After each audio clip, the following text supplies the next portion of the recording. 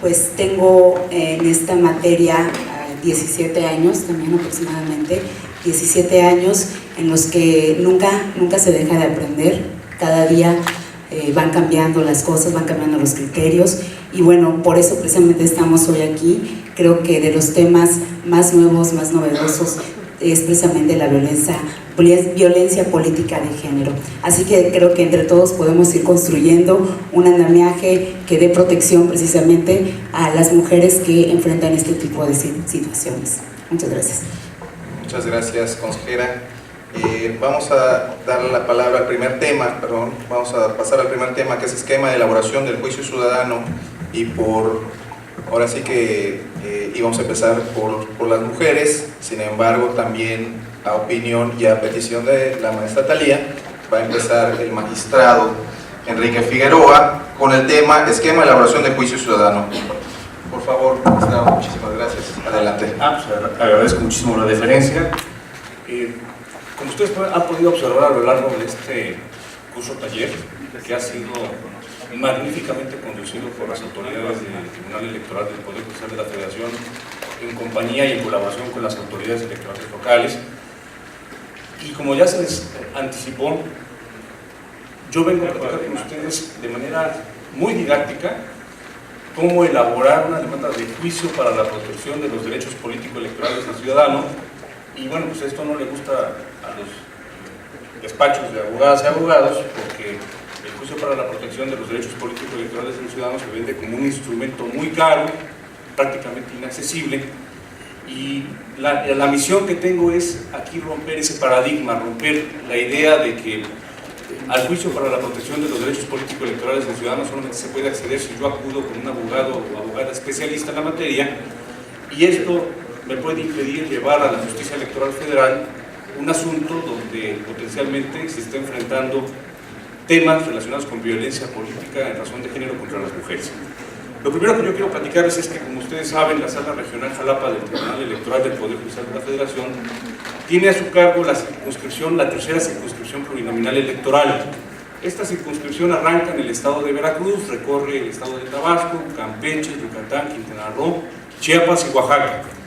Y nos ocupamos medularmente de revisar los asuntos relacionados con la integración de los ayuntamientos, de los congresos estatales. También nos ocupamos de ver diputaciones federales de mayoría relativa y senadurías de mayoría relativa, para dibujarlo de manera muy concreta.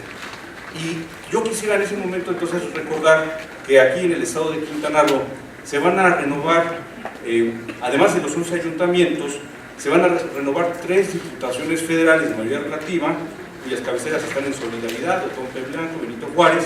Se van a renovar las senadurías, y también pues estamos enfrentando la renovación de los 11 ayuntamientos.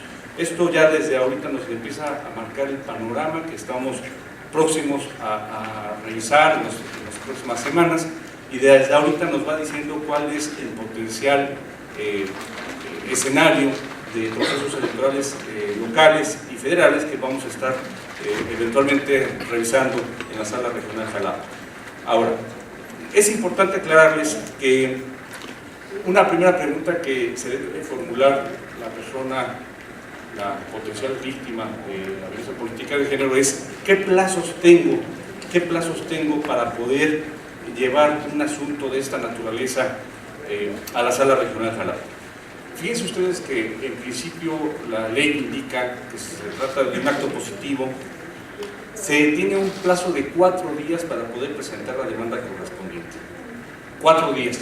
Este tema siempre ha causado muchas cosas porque son plazos realmente muy breves, y por eso creo que cobra mucha utilidad desde ahorita presentarles a ustedes una guía didáctica de cómo elaborar una demanda de juicio ciudadano federal, como también se le conoce, para que esos 4 días puedan ser utilizados y aprovechados al máximo por todas y todos. También quisiera yo aclararles, eso es cuando se trata de conductas positivas, pero también se pueden detectar omisiones. Omisiones es, por ejemplo, que no se les entregue dinero para hacer una campaña electoral, que no se les dé una respuesta. Esto constituye omisiones, y la jurisprudencia del Tribunal Electoral del Poder Judicial de la Federación ha cambiado la lógica de que las omisiones son de tracto sucesivo, es decir, se están aconteciendo día con día, y el plazo no corre de la misma manera como pudiera suceder tratándose de un acto positivo. Ya que tenemos entonces muy dimensionado en qué momento ocurre la situación de violencia política de género, y habiendo también identificado si se trata de una conducta positiva o de una omisión, a continuación lo que deben ustedes tener presente es cuáles son los requisitos que debe contener el escrito de demanda. Y aquí yo quiero hacer una acotación. Los tribunales electorales no estamos revisando día a día los periódicos buscando los casos de violencia política de género que pueden configurar violencia política de género. Los tribunales actuamos con base en un principio constitucional que se conoce como de instancia de parte agraviada. ¿Qué significa esto? Que solamente aquella persona que se siente afectada tiene la posibilidad de acudir al tribunal presentando un escrito inicial, como sería, y lo que estamos ahorita precisamente practicando, a través de la elaboración de un escrito de demanda. Y por eso la utilidad de decirles a ustedes, los tribunales estaremos atentos a la presentación de las demandas en donde se estén formulando eventualmente situaciones de esta naturaleza. ¿Cuáles son los requisitos de este escrito inicial? Lo primero que ustedes deben asentar en este documento es, obviamente, el nombre de la parte actora, es decir, la persona promovente, el carácter con el que se ostenta, es decir, soy aspirante a candidata, soy candidata, vengo en representación de la candidata. Si hay una representación, lo cual es factible, pues se debe acompañar en su caso al instrumento notarial. Y me pueden decir, bueno, es que los instrumentos notariales son muy caros. Bueno, ustedes saben también que existen las cartas poder entre dos testigos. Hay muchos precedentes en el Tribunal Electoral donde estos documentos también sirven para generar la representación jurídica y que pueda presentarse una demanda de esta naturaleza.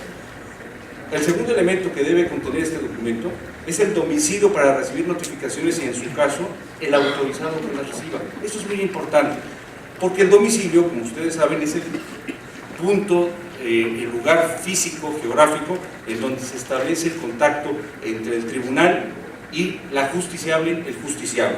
Y aquí es muy importante también decirles que afortunadamente la tecnología nos viene a ayudar de manera importantísima en el tema del señalamiento del domicilio, porque también ya la ley establece desde hace algunos años la posibilidad de que se puede señalar una cuenta de correo electrónico para efecto de esas notificaciones. Y aquí vale la pena rescatar, hay un acuerdo muy reciente del 1/2018 en donde se establece cuál es la mecánica para la obtención de esa cuenta de correo electrónico. Ustedes deben acudir a este link que están viendo en pantalla. No se preocupen si no toman nota, la presentación va a quedar a su disposición para que tengan exactamente este mismo material y no tengan que ahorita angustiarse tomando rápidamente notas, para quedar a su disposición.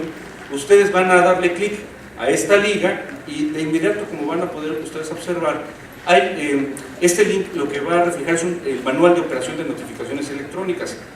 Lo que hay que hacer a continuación es acceder al sistema y dar clic en crear nueva cuenta. Ahí les van a desplegar dos pantallas, una que dice acceso al sistema y una en particular que dice crear nueva cuenta. Al darle crear nueva cuenta, ustedes van a continuación a llenar los campos que se solicitan, entre otros. Se debe ingresar el nombre, los apellidos, la contraseña que ustedes mismos generan, señalar un domicilio, un teléfono, el correo electrónico. Ahí mismo la página me parece que es muy amigable y ayuda precisamente al desahogo de cada uno de estos requisitos que, como pueden ustedes ir escuchando, no son requisitos inaccesibles o difíciles de conseguir. Se va a seleccionar la casilla de acepto las condiciones de servicio y política de privacidad y, por supuesto, aquí ustedes ya están viendo seguramente efectivamente la pantalla donde están todos los campos que tienen que ir requisitando. En la parte de abajo van a ver que dice crear cuenta y de esa manera el sistema de inmediato les genera una cuenta de correo electrónico donde el Tribunal Electoral del Poder Judicial de la Federación va a tener directamente relación con la persona que está planteando la demanda. Y esto es importantísimo porque, como ustedes saben, prácticamente ahora en nuestros teléfonos móviles tenemos acceso a estas cuentas y, por supuesto, el contacto es directo e inmediato.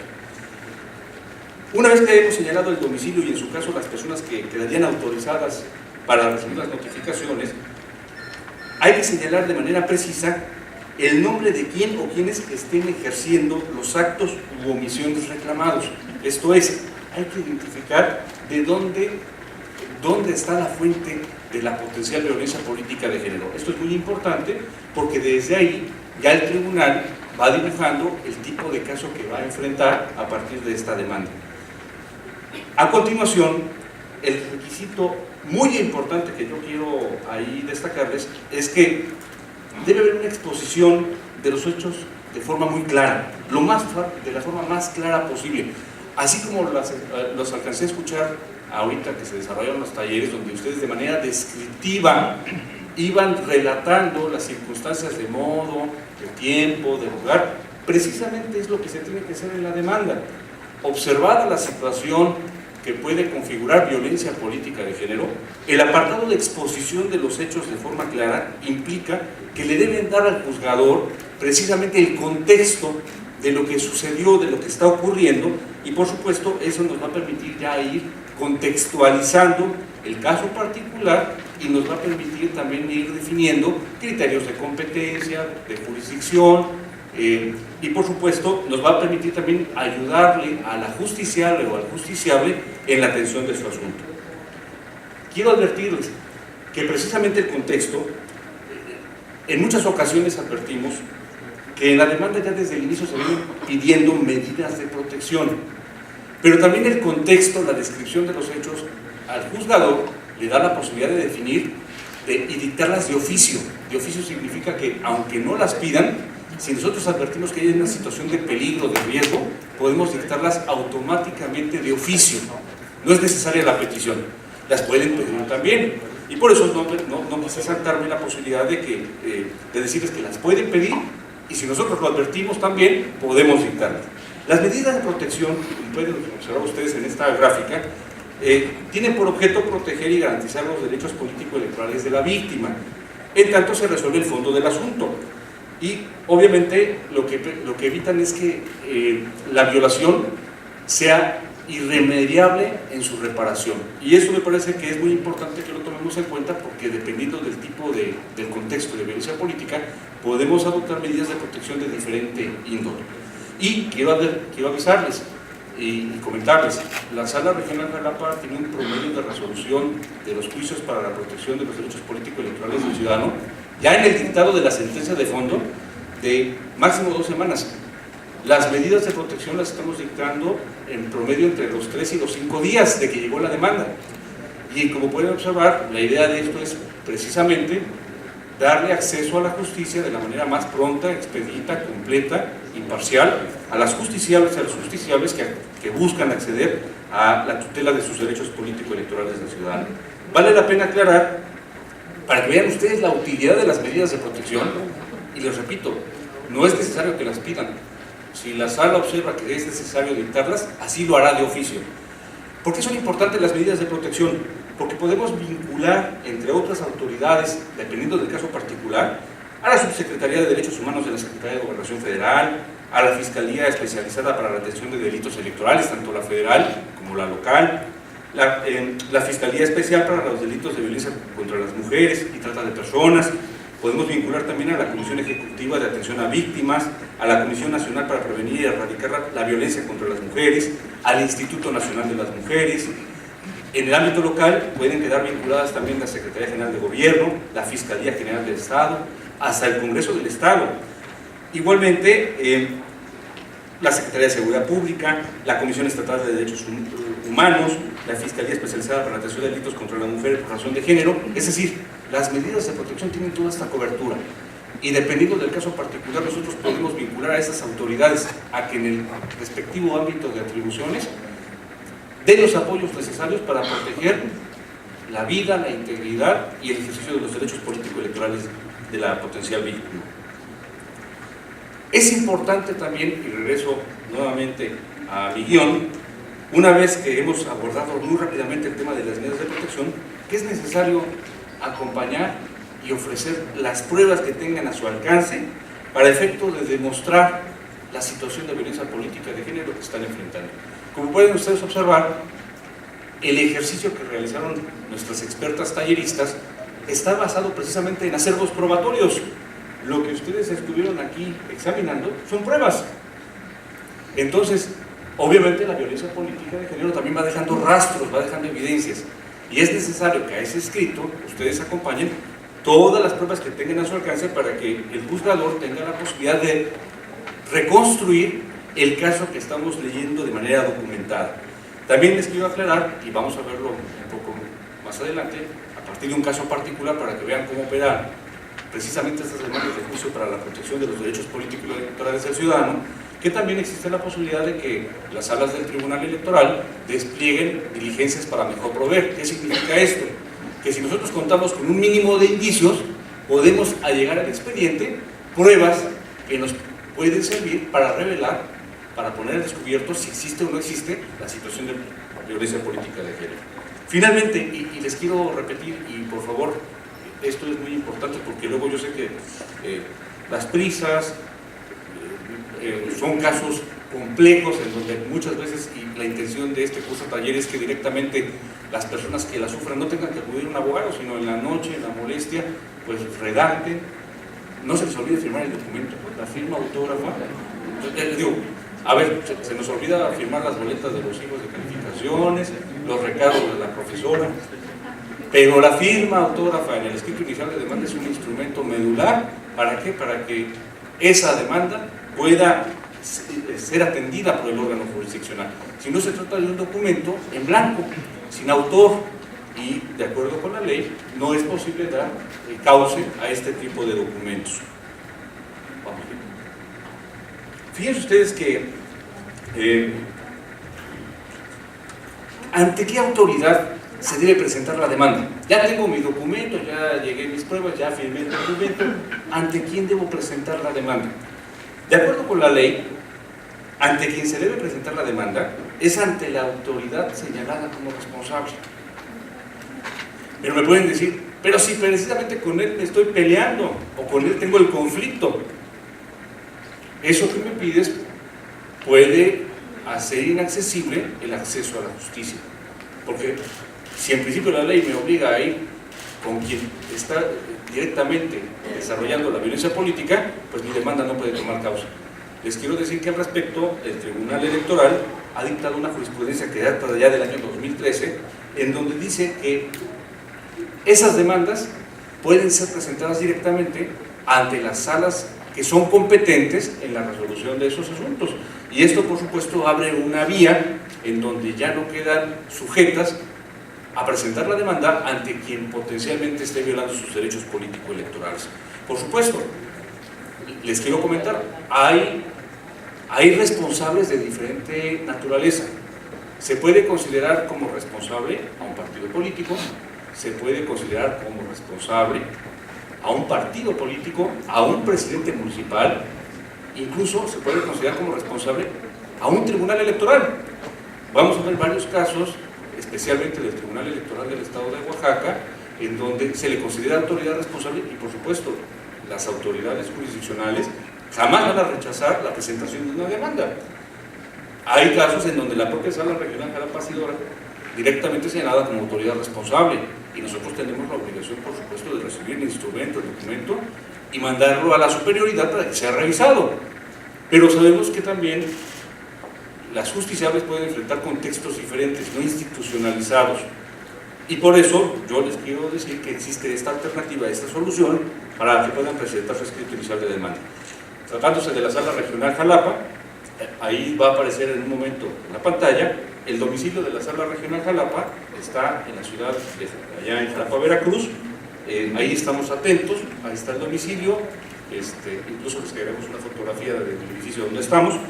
Insisto, esto está en la presentación que voy a dejar a la disposición de todas y de todos. Sirve, funciona el juicio para la protección de los derechos político-electorales del ciudadano para la resolución de conflictos o de asuntos donde el tema medular sea la violencia política por razón de género. La experiencia ha sido muy positiva. Y les traigo algunos ejemplos, algunos contextos que pueden servirles de manera ilustrativa para ver también desde otra óptica muy distinta también a la que nos presentaron nuestras expertas talleristas, otro tipo de casos en donde ustedes pueden ver la utilidad del juicio para la protección de los derechos político-electorales del ciudadano y contextos de violencia política por razón de género. Traigo 3 ejemplos. El primero de ellos es en una sentencia que fue identificada con la clave de SX, que es Sala Jalapa-JDC, que es el Juicio para la Protección de los Derechos Político-Electorales del Ciudadano. Es el acrónimo, de manera muy directa, 365-2017, es un asunto muy fresco. Fíjense que en este asunto del Ayuntamiento de San Juan Cotzocón Mixe, Oaxaca, las regidoras de Educación, de Salud y de Seguridad del Ayuntamiento se acercaron a la Sala Regional Jalapa porque advertían en particular que el presidente municipal no les permitía el ejercicio de sus regidurías. Les obstaculizaba el desarrollo de su actividad, les cambiaba las sedes del cabildo, no les daba papelería. Había un contexto en donde, con base precisamente en una cuestión de género, había un minusvalor hacia el trabajo de las regidoras. Y por supuesto, la sentencia que dicta la Sala Regional Jalapa en este contexto, ¿esto cómo se demuestra? Con las actas del cabildo, se piden informes circunstanciados. No solamente a la responsable, nos allegamos información de las autoridades del Estado, en donde por supuesto quedan documentados antecedentes de los municipios de casos en donde, por ejemplo, los sistemas normativos internos ven con recelo la participación política de las mujeres, y toda esta información nos permite a nosotros, como les decía, reconstruir el contexto y tomar la mejor solución con la intención de que, en este caso, las regidoras pudieran llevar a cabo sus actividades de la mejor manera posible. El juicio para la protección de los derechos político-electorales del ciudadano ha servido en múltiples ocasiones para restituirles a las regidoras el pago de sus dietas. Porque me pueden decir, ¿cómo? Me está diciendo que el JDC sirve para que una funcionaria que no le permiten trabajar pueda cobrar aquellos emolumentos que indebidamente le fueron retenidos. Claro que sí, y existen múltiples casos en ese sentido, porque la jurisprudencia del tribunal ha entendido que el ejercicio del cargo va de la mano precisamente con la posibilidad de intervenir en el órgano edilicio y por supuesto de recibir el pago que se genera a partir de este cargo de elección popular. Otro asunto que quisiera yo comentarles rápidamente es del estado de Chiapas. En el estado de Chiapas, en los expedientes 261-2017 y 371-2017, fíjense que se acercó con nosotros la síndica del municipio de Tapilula, Chiapas. Como les dije al principio, Chiapas es uno de los estados que forman parte de la circunscripción donde tiene competencia la Sala Regional Jalapa. ¿Qué planteamiento nos llevaba la síndica? Que no la dejaban trabajar, no tenía oficinas y sobre todo nos comentaba que le falsificaban las firmas en las actas del cabildo. Ella no nos ofreció las actas del cabildo, nos lo narró como un elemento importante para efecto de demostrar la violencia política de género que estaba sufriendo ella. ¿Qué hizo la Sala Regional Jalapa para efecto de conocer este asunto? Realizó una diligencia para mejor proveer. ¿Qué hicimos? Le pedimos al presidente municipal que nos mandaran las actas de cabildo original y ya teniéndolas nosotros en la Sala Regional, ordenamos el desahogo de una prueba pericial. No la había ofrecido la actora. Nosotros allegamos toda esa información, desahogamos la prueba pericial y dictamos la sentencia que en derecho estimamos procedente. Y por supuesto dictamos previamente medidas de protección, diciéndole al presidente municipal, en tanto se juzga el asunto, tú debes apoyar y realizar las acciones necesarias para que la síndica pueda cumplir las atribuciones que de acuerdo con la ley ella tiene que desarrollar en el municipio de Tapilula, Chiapas. Y el último asunto que les quiero platicar y que creo que es muy importante recordar, porque me parece que establece un nuevo paradigma en México en relación con las sentencias protectoras y restitutorias de derechos político-electorales, es la que recientemente en el mes de febrero se dictó, perdón, en el mes de marzo, se dictó en el expediente SXJDC 118 de UNAM 2018. ¿Por qué les subrayo, resalto que este asunto es muy importante? Porque fíjense ustedes que en este asunto, la actora, que es la agenta municipal de Santa María, Guamelula, Oaxaca, estamos hablando de un asunto muy fresco, muy reciente, ya había obtenido de parte del Tribunal Electoral de la entidad una sentencia protectora, restitutoria de sus derechos político-electorales. Sin embargo, ella consideró que la sentencia, a pesar de beneficiarle, no tenía el manto protector que ella esperaba, porque ella, desde la demanda, le había dicho al Tribunal Electoral del Estado de Oaxaca: estoy sufriendo violencia política y está en peligro mi seguridad física, pero también la de mis familiares, también la de mis colaboradores. Y por ejemplo, el Tribunal Electoral del Estado de Oaxaca no había dicho nada sobre los familiares, sobre los colaboradores. Entonces, no obstante que ella tenía una sentencia protectora, la recurre al Sala Jalapa porque dice: es que el contexto que yo planteé es más amplio y aunque la sentencia me beneficia, creo que no alcanzas a cumplir el estándar de reparabilidad integral que al respecto establece la Corte Interamericana de Derechos Humanos. Esto es muy importante porque fíjense ustedes que en materia de reparación integral, la Corte Interamericana de Derechos Humanos no solamente tiene entre las herramientas jurídicas que están obligadas las autoridades a observar, no solamente las medidas de protección, también se identifican lo que se conocen como medidas de satisfacción, garantías de no repetición y de supervisión sobre el cumplimiento de la sentencia. Entonces, ¿qué implicó esto para la Sala Regional Jalapa? Revisar la sentencia y observar, efectivamente, yo veo que no tomas en cuenta que en esta comunidad, por ejemplo, no solamente las personas hablan español, muchas de ellas hablan una lengua indígena. Entonces, para que la sentencia tenga el efecto protector y reparador, hay que hacer una traducción de la sentencia. Pero además, es necesario que se le den cursos a los funcionarios municipales para que no vuelvan a incurrir en ese tipo de situaciones. Y además, te dijo el Tribunal Electoral que la situación de riesgo no era solamente para ella, era para sus colaboradores y familiares.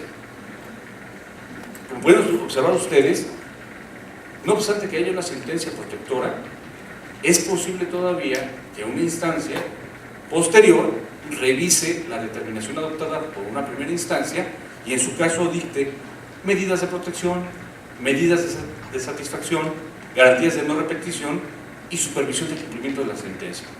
¿Todo esto con qué finalidad?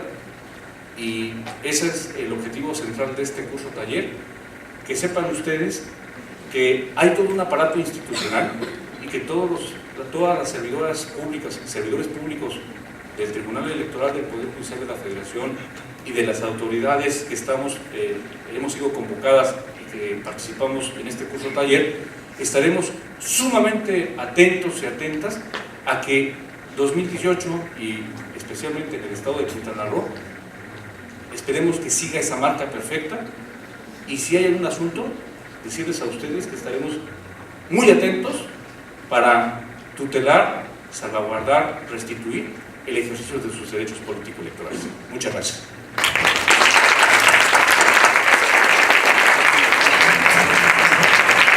Muchísimas gracias, magistrado Enrique Figueroa. Sin duda una presentación muy didáctica, muy clara y que nos puede dar luz en cuanto hasta dónde llegan las facultades de los tribunales electorales en favor de los ciudadanos a través de un juicio para la protección de sus derechos políticos. Muchísimas gracias, magistrado. Y vamos a darle el uso de la voz a nuestra gran amiga, consejera electoral, Talía Hernández Robledo, la cual nos explicará de manera más técnica también el tema. Muchas gracias. Bueno, efectivamente ya con la muy clara explicación que dio el magistrado Enrique Figueroa, pues ya conocimos lo que es las demandas que se pueden interponer por estos casos de violencia política de género, esto en el plano jurisdiccional. Ahora me corresponde a mí ya traerlo al plano administrativo, que en este caso pues me referiría específicamente pues al OPLE, a los OPLES. Yo sé que se ha repetido mucho en este curso taller, pero bueno, creo que ya al ser la última participación no está de más tener muy claro el concepto de lo que es la violencia política de género, que es lo que se considera como violencia política contra las mujeres en razón de su género. En el protocolo para la atención de la violencia política contra las mujeres en razón de género se establece que comprende todas aquellas acciones u omisiones de personas servidoras o servidores públicos que se dirigen a una mujer por ser mujer, solamente por el hecho de ser mujer, que tienen un impacto diferenciado en ellas o les afectan desproporcionadamente, con el objeto o resultado de menoscabar o anular sus derechos político-electorales, incluyendo el ejercicio del cargo. La violencia política contra las mujeres puede ser física, puede ser psicológica, puede ser simbólica, puede ser sexual, puede ser patrimonial, económica o feminicida. Algunos ejemplos que no necesariamente están vinculados con la cuestión administrativa, pero que sí es importante tener claro cuáles son algunos ejemplos de los que se consideran como actos de violencia política contra las mujeres. Pues son, por ejemplo, los registros simulados de candidatas que renuncian a sus cargos para cederlos a sus suplentes varones. Por eso, actualmente, nuestra norma ya establece que las fórmulas deben de ser del mismo género. También, por ejemplo, otro caso que se considera como violencia política contra las mujeres es que se registren únicamente o exclusivamente en distritos perdedores, lo cual esto ya también es una prohibición en las leyes electorales. También las amenazas contra las mujeres que han sido electas, la inequidad en la distribución de tiempos en radio y televisión, el uso inadecuado de los partidos del presupuesto destinados a la capacitación, promoción y desarrollo del liderazgo político de las mujeres. Ya también nos han comentado en el transcurso de este día algunos ejemplos que en vez de destinarlo de verdad a capacitar a las mujeres, se destinaba, no sé, a cursos olvidé la palabra, pero bueno, cursos de bordados, de tejidos, de cocina. No, hablaban de que ya ahora ya están destinando algunos partidos, entiendo, para romper estereotipos en cuestiones de electricidad u otros talleres de este tipo, pero no estereotipando a la mujer en las labores precisamente que es lo que se busca romper. También la obstaculización de la participación de las mujeres en las elecciones regidas por sistemas normativos internos, esto es, las elecciones que se dan al interior de los partidos políticos. Ocultamiento de información, cuando no se le permite tener acceso a la información a las mujeres, también se considera violencia política de género.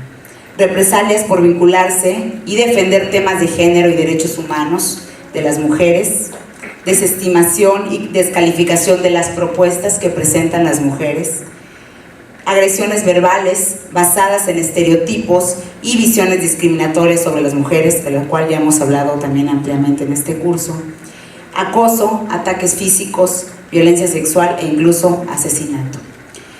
Ya ha habido pronunciamiento, ya es jurisprudencia, o sea, es obligatorio para todas las autoridades, así lo ha determinado, se ha determinado en la jurisprudencia 48 del 2016, que violencia política por razones de género, las autoridades electorales están obligadas a evitar la afectación de derechos político-electorales.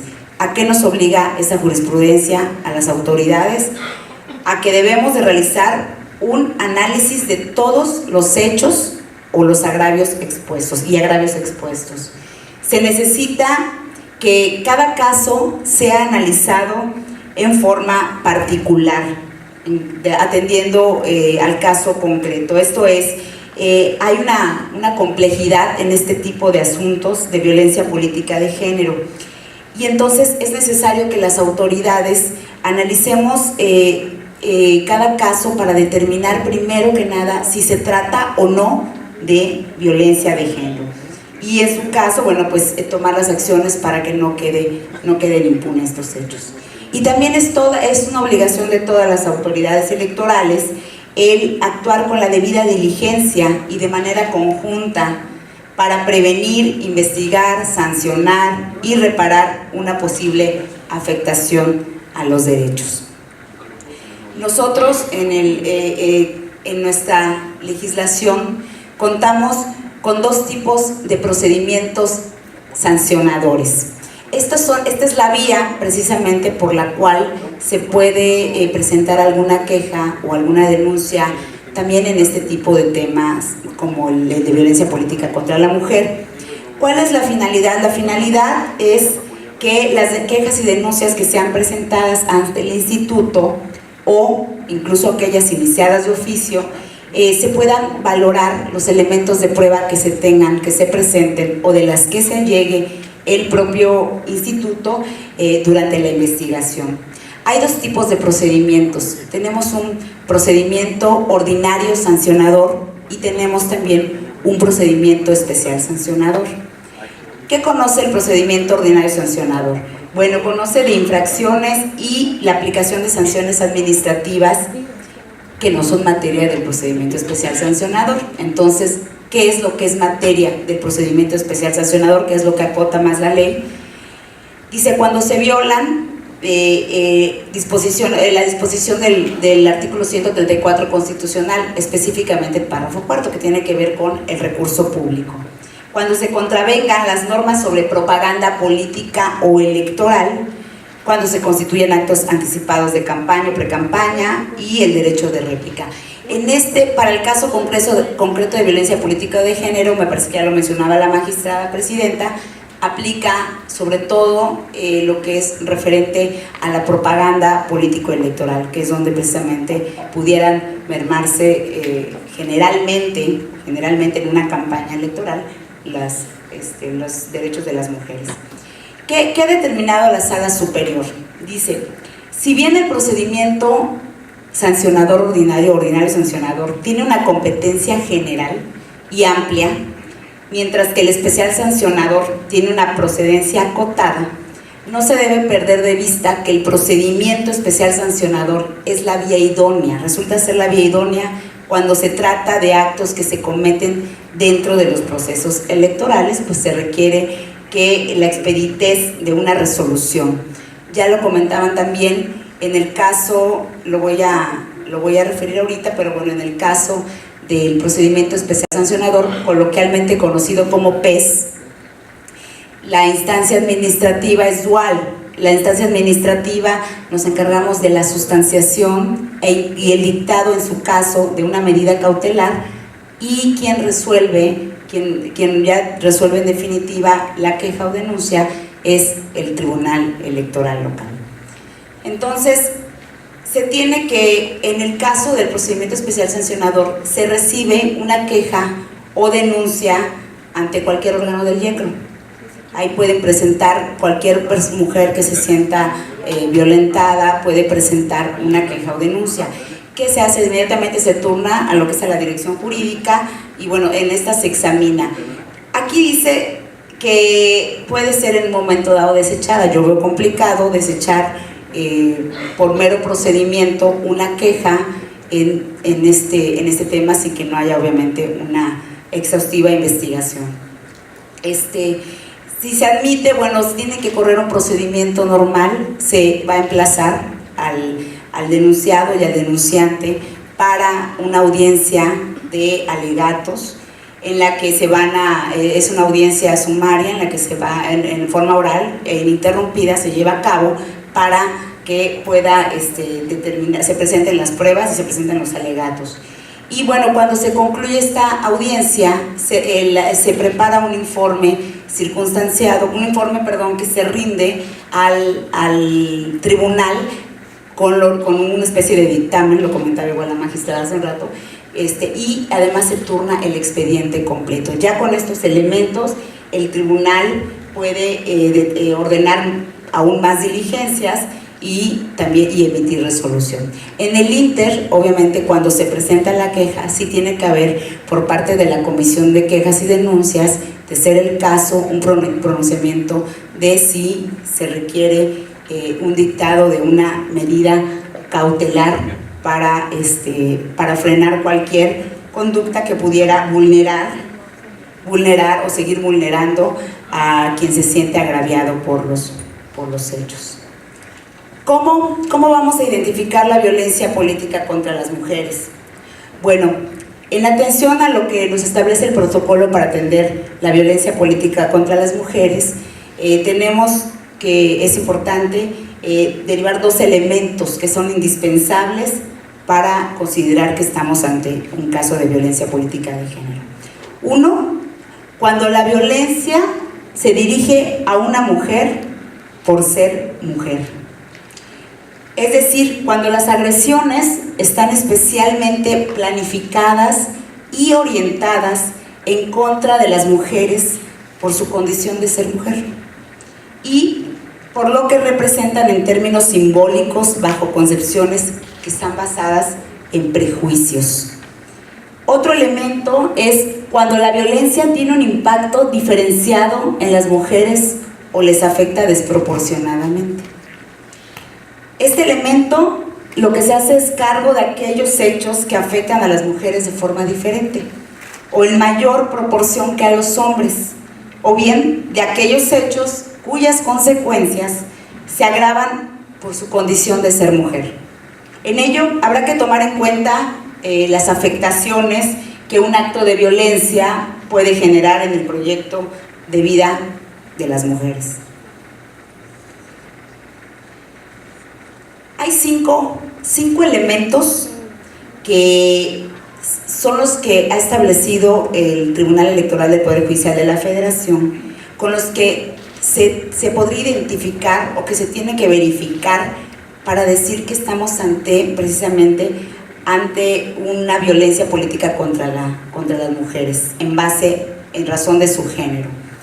Uno, es el acto u omisión se dirige a una mujer por ser mujer, tiene un impacto diferenciado y o afecta desproporcionadamente a las mujeres. Lo comenté hace un momento. Otro punto es, el acto u omisión tiene por objeto o resultado menoscabar o anular el reconocimiento, goce y o ejercicio de los derechos políticos de las mujeres.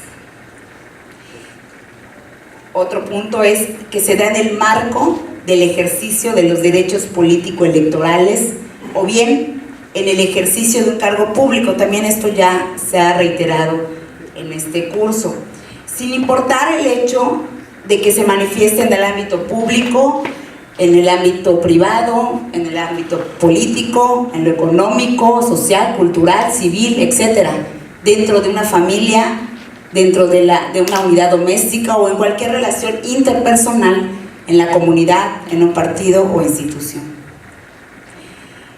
Otro aspecto que se tiene que verificar es que el acto u omisión es simbólico, verbal, patrimonial, físico, sexual y o psicológico. Y 5, es que sea perpetrado por el Estado, sus agentes, por sus superiores jerárquicos, colegas de trabajo, partidos políticos, representantes de los medios de comunicación, representantes de los propios partidos políticos, sus integrantes, un particular o un grupo de personas. Con estos 5 elementos, lo que a continuación presentaré son brevemente 3 casos que han sido resueltos por la Sala Superior, también por la Sala Especializada del Tribunal Electoral del Poder Judicial de la Federación, en los que vamos a diferenciar en el primer caso, si lo podemos poner, por ejemplo, lo que determinaron que no constituía violencia política de género. Tenemos que hubo una publicación en Twitter donde se decía, Delfina es nombre propio, o así le dicen por como la trata quien la nombró y es su jefe. Estoy planteando lo que son los hechos o los agravios. También en una conferencia de prensa que se publicó en una página de internet, manifestó el denunciado que cuando Delfina Gómez Álvarez fue presidenta municipal de Texcoco, el que mandaba era Higinio Martínez, por lo que la califica como un títere. Y también en un boletín de prensa, un título decía, lamentablemente que un titiritero quiera gobernar el Estado de México, haciendo obviamente alusión a esta ciudadana de nombre Delfina Gómez Álvarez. ¿Qué determinó la responsable? La responsable dijo que no se advertía una situación de violencia, de vulnerabilidad, de poder o de desventaja que fuera basada en cuestiones de género y que esto haya vulnerado los derechos de la actora. ¿Por qué? Porque dice, la actora, en este caso la denunciante, bueno, la que se sentía ofendida, decía, parte de una premisa equivocada, de que la emisión de las expresiones referidas implica automáticamente la configuración de una violencia política de género. ¿Qué es lo que hace el tribunal? Lo que hace el tribunal es que analiza conforme a los 5 puntos que les comenté hace un momento, que tienen que verificarse primero para determinar si estamos ante una situación de violencia política de género. Y dice, bueno, se satisfacen 3, pero 2 no. O sea, estas publicaciones no cumplían con el objeto, o sea, no se cumplía con que estuvieran menoscabando o anulando el reconocimiento, goce y ejercicio de los derechos político-electorales de las mujeres, y tampoco eran publicaciones a juicio del tribunal de que se basaran en elementos de género. Esto es, no se dirigían a ella por el hecho de que fuera mujer, sino era otro tipo de circunstancia a la que se estaba aconteciendo, pero no precisamente la violencia política contra la mujer. Así lo determinó el tribunal y lo explica, dice, Delfín es nombre propio, o así le dicen, por cómo la trata quien la nombró y es su jefe. Dice, no puede señalarse que se está asignando un rol, una característica o un valor a la candidata a partir de su sexo o género. Si bien las expresiones se pueden calificar como machistas cuando se dirigen a una mujer, en el caso concreto dice, ambas resultan ambiguas, no es una connotación de género evidente. Eso respecto a la primera publicación que refería a su nombre propio. En la expresión títere, dice, tampoco se están reproduciendo o generando estereotipos discriminadores respecto de la candidata o de las mujeres. Cuestiona la forma en que Delfina Gómez Álvarez se desempeñó en un cargo público y la forma en que se tomaban decisiones, pero eso no tiene precisamente una connotación en razón de que ya, o una connotación de que sea mujer, o no, tampoco se trata de una afirmación discriminatoria. Y la expresión lamentable que un tirititero quiera gobernar el Estado de México. Dice, no encasillan ni reproducen o generan estereotipos discriminadores respecto a la candidata o de las mujeres, ya que en ningún momento se relaciona la condición sexo-genérica de la actora. Se pone en duda que a partir de la relación que tiene con quien dirige ese partido político, dada su ambigüedad, no se acredita la violencia política de género. Ese es el primer caso en el que el tribunal, al analizar estos 5 puntos, dice, no hay violencia política de género en este caso. Otro caso es en el que la litis, esto lo resolvió la Sala Regional Especializada, en el que la litis era la calumnia y el uso indebido de la pauta por la afectación al derecho de igualdad y no discriminación de Lorena Martínez Rodríguez a través de un promocional en televisión. Aquí está representado, dice, se escuchaba el audio y decía que los priistas no cumplían, decía en la imagen representativa, ustedes la pueden observar, los priistas no cumplen, Peña Nieto comprometió el ferrocarril de Guadalajara a Aguascalientes, desde que volvieron a tu familia le va peor, etcétera, y que ganaríamos más, no cumplió, se está aduciendo en esa audio y en esa imagen algo que no cumplió, pero específicamente están hablando de una persona y están refiriéndose a un partido. Hay otro audio en el que ya es el que está relacionado con precisamente el de la actora, donde dice, ahora Lorena Martínez promete lo mismo. Están relacionando el audio que ya comenté de cuando era candidato al presidente actual de México, con que dice, ahora Lorena Martínez promete lo mismo, no va a cumplirle, en una imagen. Se acaba de descubrir que cuando fue presidenta municipal compró una casa de más de 10 millones de pesos y la ocultó en su declaración patrimonial. O sea, le están haciendo aseveraciones directas a la persona. Y aquí es donde viene el asunto. Dice, ella no merece gobernar Aguascalientes. Y así está representado. Ella no merece, o sea, resaltado, gobernar Aguascalientes. Nos mintió y se enriqueció, nos mintió y se enriqueció. La crítica, para empezar, a la candidata, pues no se basaba en hechos propios, se estaba prejuzgando su actuar por promesas de un gobernante distinto, y se hace ver, aquí lo que se determina es que este promocional está diciendo que la candidata que realiza las promesas no las va a cumplir. Pretende anular o menoscabar el reconocimiento de la capacidad de la actora al no poder lograr o cumplir sus promesas de campaña. ¿Dónde viene ahora sí que ya la violencia, lo que considera que sí encuadra en una violencia política de género? Es precisamente en esta imagen, donde resalta, hay un impacto, resalta el no merece y habla de un calificativo de ella.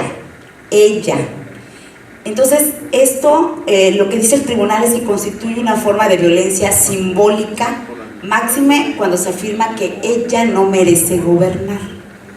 Aquí lo que se encontró y lo que se determinó es que hay un impacto diferenciado o discriminador, porque está poniendo, pues ni siquiera está hablando del nombre de la persona, está diciendo ella, el hecho de ella por el hecho de ser mujer.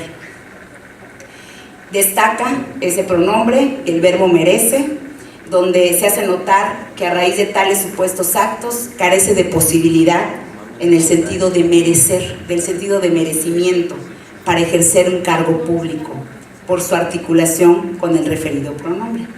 El promocional resalta dichas palabras, por lo que el lenguaje de la frase ya no es neutral.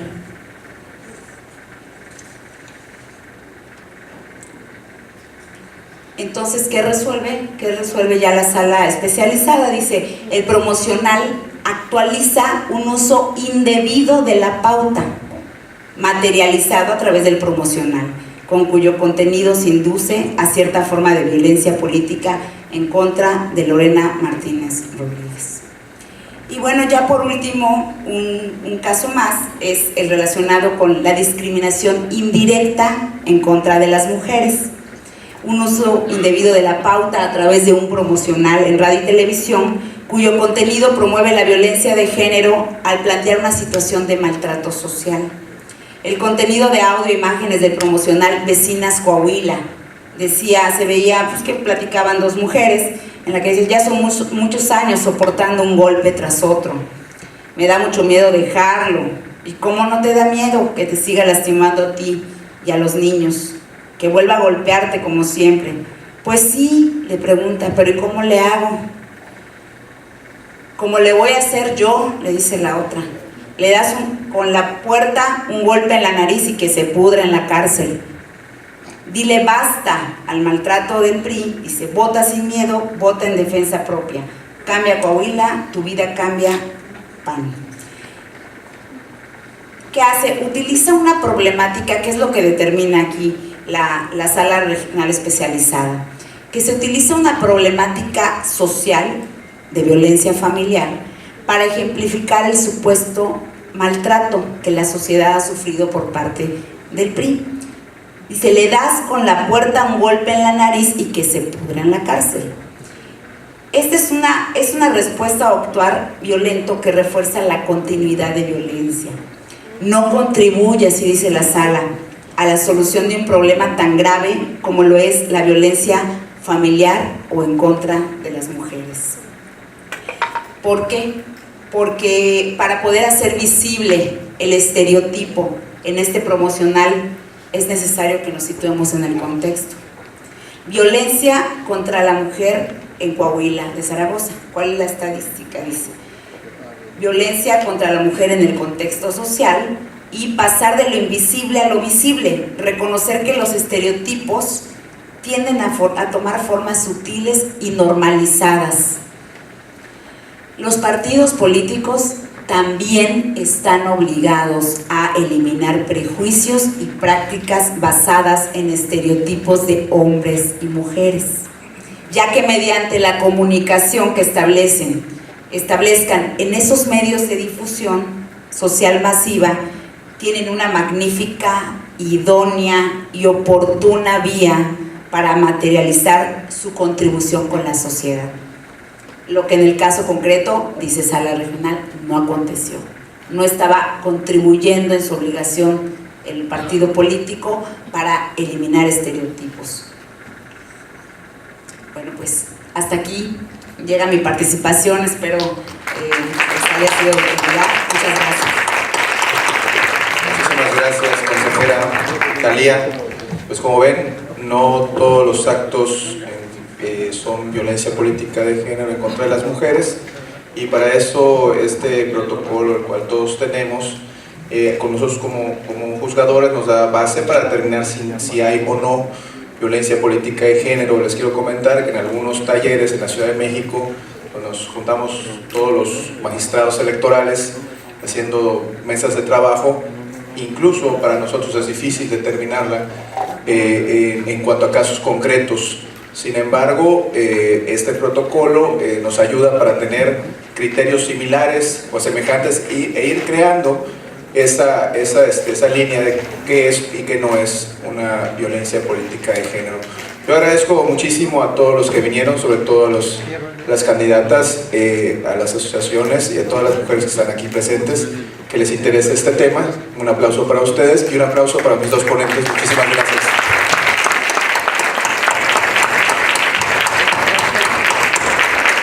Bueno, con esto concluimos este curso taller. Me permito clausurarlo siendo las 2 de la tarde con 47 minutos del día en que se inicia. Muchísimas gracias a todos ustedes. Para finalizar este evento, procederemos a la entrega de reconocimientos a los integrantes de este panel. Para ello, pido al magistrado Enrique Figueroa Ávila nos haga el honor.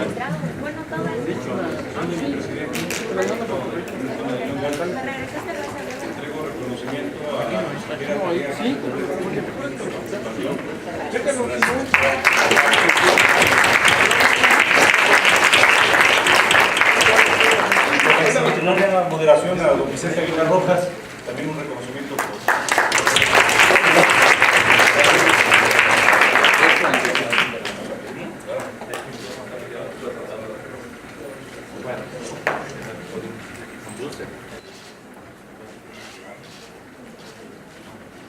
Les agradecemos su presencia. Buenas tardes.